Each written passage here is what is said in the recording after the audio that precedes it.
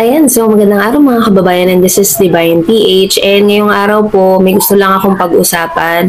Bali regarding po ito sa ating mga representante, ang ating mga Paralympian na sumali po dito po sa may event po or dito sa may Paralympic Games na ginanap po dito sa may Paris, France noong August 28 up to September 8. Bali kung matatandaan nyo nga po, kinilala at sinuportahan ng ating mahal na Pangulo ang ating mga atletang Pilipino. So ang sabi po ni President Bongbong Marcos, ayan, to Elaine Quijano Ganapin, Angel May Otom, Agustina Maximo Bantilok, Sandy Asusano, Ernie Gawilan, and Gerald Pete Mangliwan, as you represent the Philippines in the 2024 Paris Paralympics Games, know that you are all already champions in our eyes. Your commitment to your training as elite athletes, despite challenges you face, exemplifies the spirit of the Filipino people. No accolade, praise, or reward can truly return the pride you bring to our country. As you take on the world stage at Paralympics, remember that the whole nation is with you, supporting you every step of the way. Compete with the heart of Filipino warriors and show the world the strength of our people. We are all immensely proud of you. Best of luck and mabuhay ang Team Pilipinas. Ayan, so syempre, isa tayo sa mga proud sa ating mga kababayan na despite sa mga nangyari po sa kanila, physically man or hindi, grabe pa rin po yung dedikasyon nila para mai-represent ang ating bansang Pilipinas, and nakaka-proud po talaga. Dun pa lang mga kababayan, nakaka-proud na.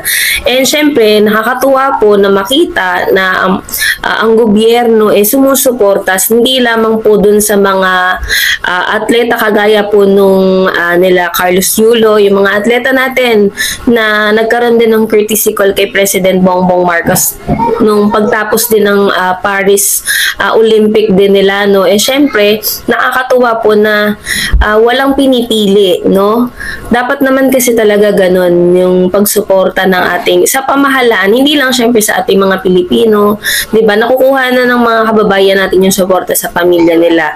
And mas masarap sa pakiramdam na sinusuportahan ng pamahalaan itong mga kababayan natin na lumalahok po at nagrerepresenta para sa ating bansang Pilipinas, So nakaka-proud sila.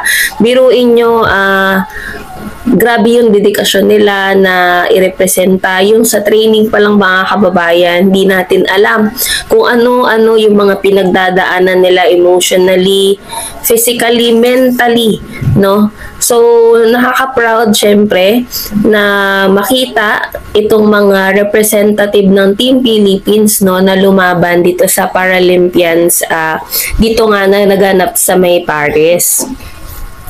So, bali, si President Bongbong Marcos, syempre, nagbigay siya ng reward. Hindi lang reward, syempre, no amount of money nga ang katumbas nitong ginagawa ng ating mga Paralympians at other mga athletes natin hindi siya matutumbasan ng amount ng kahit anong amount, Pero mga kababayan, ayan, si President Bongbong Marcos ay nag-award po ng 1 million each to Filipino Paralympians. Deserve naman nila to mga kababayan dahil grabe talaga yung effort at saka yung dedikasyon nila, para po mairepresenta ang ating bansa. Ayan. President Ferdinand Marcos Jr.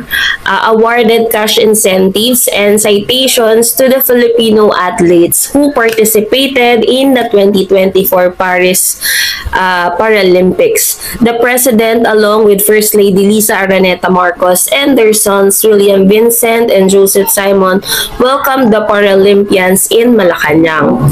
During the ceremony, the President handed 1 million each dun po sa mga binanggit ko kanina. Ayan.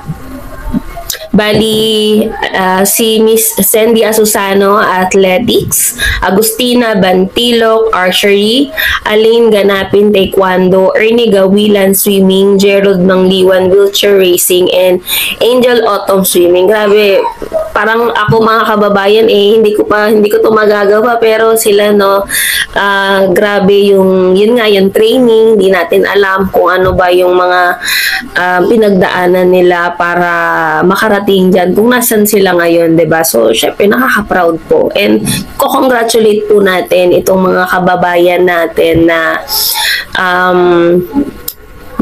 nagre-representa sa ating bansa.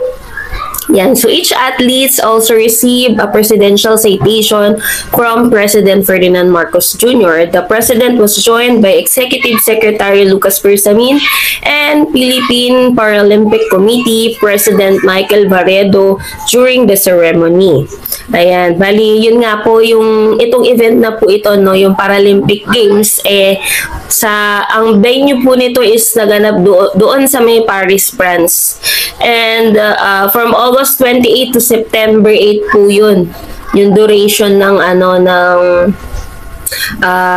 event na ito. So, naglabas po ng letter po ata ito mga kababayan. Bali, sa page po ito ng Paralympic Committee, no? Philippine Paralympic Committee. On October 2, 2024, His Excellency Ferdinand Romualdez Marcos Jr., Dear Mr. President, on behalf of the Philippine Paralympic Committee, the Philippine Sports Association for the Differently Abled PhilSPADA, its Paralympians, coaches, and officials, we would like to thank you for your generous outpouring of financial and moral support. Siyempre mga kababayan, napakalaking tulong po yung financial support, and lalo na po yung moral support na natatanggap po ng ating mga kababayan sa ating gobyerno, di ba?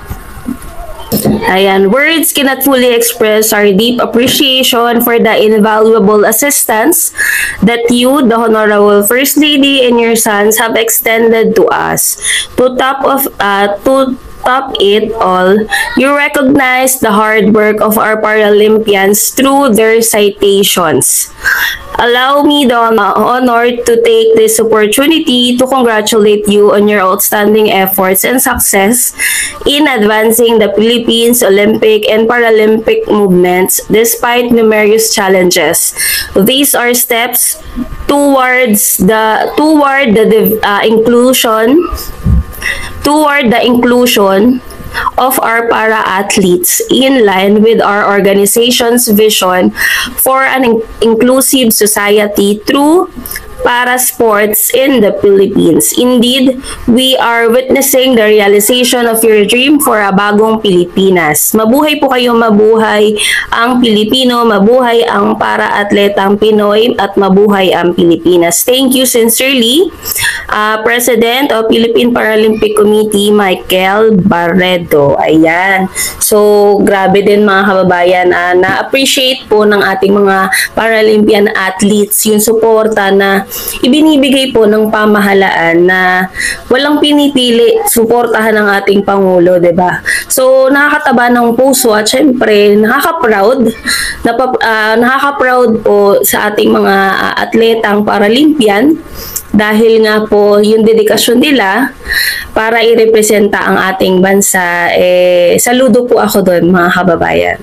So yun mga kababayan, sana po magpatuloy po na suportahan ng gobyerno, hindi lamang nitong Marcos administration. Sana yung mga susunod pa pong mga magiging leader natin, hindi lang po magpo-focus sa isang problema or issue or bagay, no? Hindi lang magpo-focus sa isang bagay. Maganda rin po na nabibigyang pansin yung iba pang bagay na dapat naman talaga pinagpupukusan din, 'di ba? So yung mga kababayan, maraming salamat po, and God bless po sa inyo lahat.